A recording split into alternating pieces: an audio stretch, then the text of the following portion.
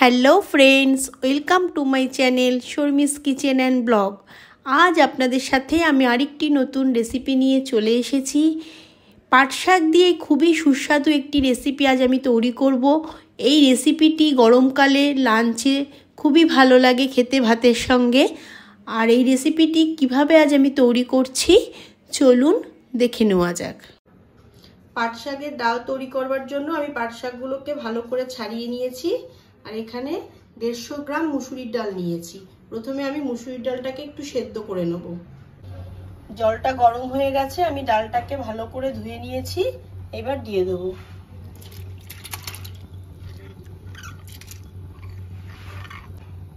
ডালটা সেদ্ধের সময় একটু পরিমাণ মতো লবণ দিয়ে দিলাম। ডালটা একটু ফাটা ফাটা করে সিদ্ধ করে নেব।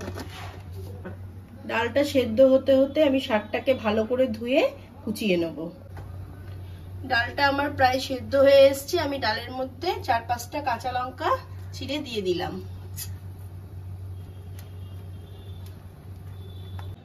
শাকটা আমি ভালো করে ধুয়ে নিয়েছি। এবার আমি শাকটা একটু কুচিয়ে নেব। একটু বড় বড় করেই কোচাবো, যেহেতু ডাল দিয়ে করছি।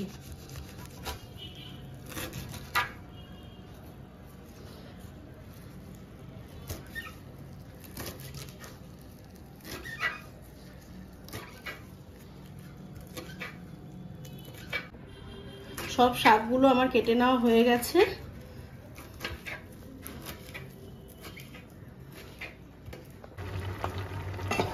ডালটা আমার সেদ্ধ হয়ে গেছে। আমি একটু ফাটা ফাটা করে সিদ্ধ করেছি, পুরোটা সেদ্ধ করিনি। এবার এটাকে নামিয়ে নেব। এবার কড়াইতে একটু তেল দিয়ে দিলাম।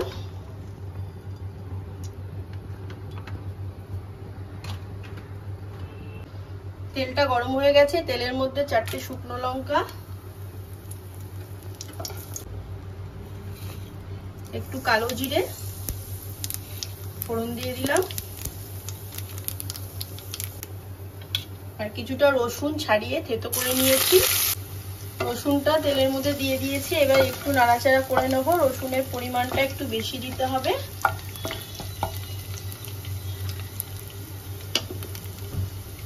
এবার কুচিয়ে রাখা শাকটা দিয়ে দেবো।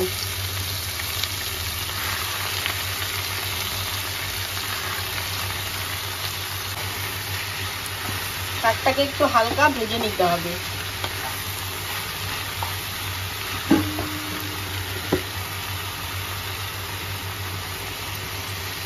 পরিমাণ মতো লবণ দিয়ে দেবো। লবণটা এখানে একটু কম দিতে হবে, যেহেতু ডালে আমি সেদ্ধের সময় একটু লবণ দিয়েছিলাম। আপনারা বুঝে দেবেন লবণটা।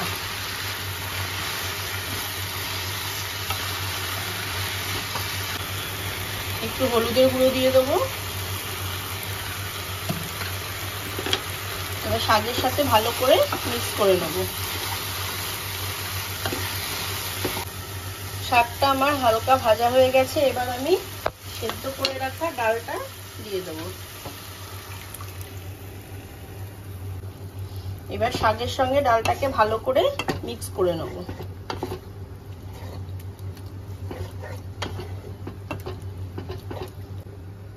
এবার একটু চিনি দিয়ে দেবো।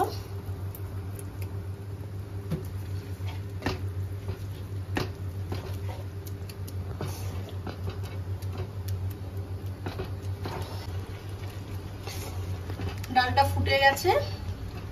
এবার আমি নামিয়ে নেব।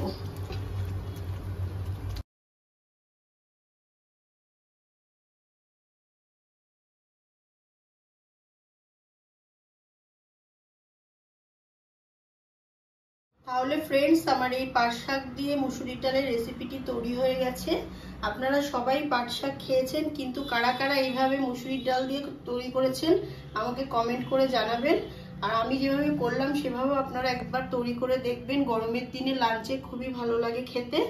আর আমার এই ভিডিওটি যদি আপনাদের ভালো লেগে থাকে তাহলে আপনারা লাইক, কমেন্ট, শেয়ার, সাবস্ক্রাইব করবেন। আর পাশের বেল আইকনটিকে ক্লিক করে রাখবেন, যাতে নেক্সট কোনো ভিডিও ছাড়ার সাথে সাথে আপনাদের কাছে নোটিফিকেশন পৌঁছে যায়। আপনারা ভালো থাকবেন, সুস্থ থাকবেন। আবার দেখা হচ্ছে নেক্সট ভিডিওতে। টাটা।